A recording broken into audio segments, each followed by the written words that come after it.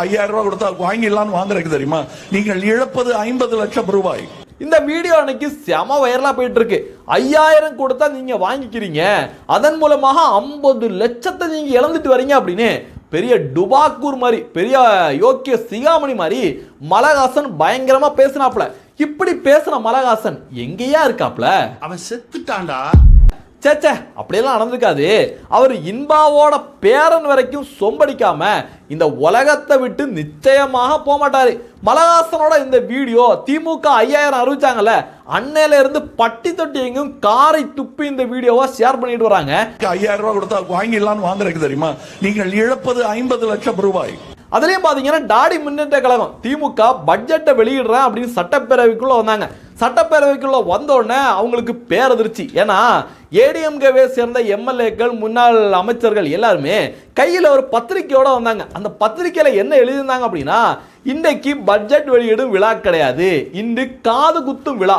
தமிழக மக்களுக்கு திமுக தினம் தினம் ஒவ்வொரு நாளும் 4.5 வருஷமா தொடர்ந்து காது குத்திட்டு வராங்க. இவங்க பட்ஜெட் அப்படிங்கிற பேர்ல மக்களுக்கு காது தான் குத்திட்டு வராங்கன்னு ஏடிஎம்கே சார்பாக ஒரு பத்திரிகையை தூக்கிட்டு வந்தாங்க. அது இன்னைக்கு சோசியல் மீடியா முழுவதும் மிகவும் பாராட்டை பெற்ற விஷயமா போயிட்டு இருக்கு. அது மட்டும் கிடையாது, அதற்காக ஒரு பாடலையே தமிழக இளைஞர்கள் இன்னைக்கு வெளியிட்டு இருக்காங்க. அந்த பாடல் இன்னைக்கு பட்டி தொட்டி எங்கும் செம வைரலா போயிட்டு இருக்கு.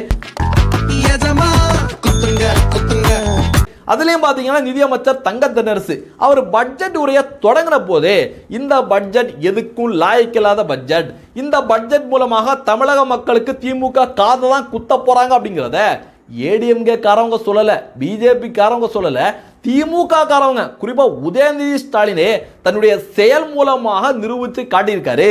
ரொம்ப கிளியரா நியூஸ் ஜே போட்டோவை ரொம்ப கிளியரா வெளியிட்டு அம்புக்குறியெல்லாம் போட்டு காட்டியிருக்காங்க. பாருங்க, படிக்கிறேன் கேளுங்க.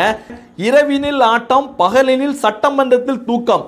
திமுகவின் வாரிசு அமைச்சர் துணை முதலமைச்சர் உதயநிதியும் நெசவுத்துறை அமைச்சர் காந்தியும் சட்டப்பேரவையில் தூங்கி வழிந்த காட்சிகள் சமூக வலைதளங்களில் வைரல் அப்படின்னு நியூஸ் ஜே படத்தை போட்டு ஒரு செய்தியை போட்டோன்னே எங்க பார்த்தாலும் இந்த புகைப்படம் தான். சோசியல் மீடியாவை துறக்கவே முடியல. எங்க பார்த்தாலும் உதயநிதி ஸ்டாலின் நேரா மல்லாக்காவை படுத்து விட்டத்தை பார்த்த காட்சிகள் தான் இன்னைக்கு செம வைரலா போயிட்டு இருக்கு.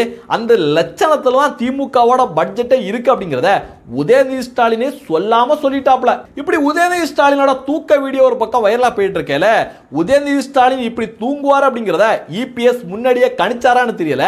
அவர் ஒரு நாளைக்கு முன்னாடியே பிரச்சார கூட்டத்தில் இத பாட்டாவே பாடியிருக்காரு.